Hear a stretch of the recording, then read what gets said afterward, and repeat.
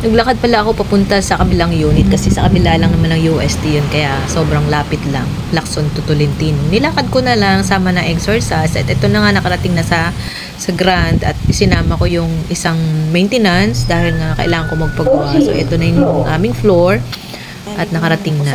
Nagkasabay pa kami nung aking tenant na dumating, na namili pala siya ng mga gamit nila kasi hindi sila kumpletong pumunta diyan. Isa-isa silang na dumarating.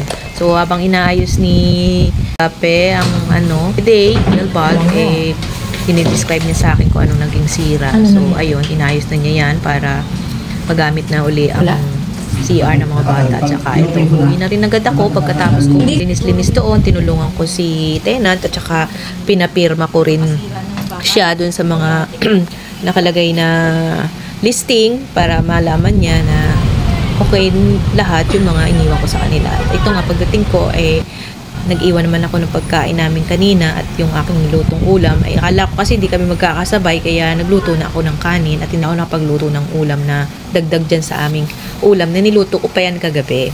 So bumili na lang kami kanina nung anak ko ng side dish na gulay, at eto sabay kami kumain dahil eksakto 12 o'clock dumating ako dun sa bahay ulit, dito sa bahay. So yun lang, maraming salamat for watching. Bye bye.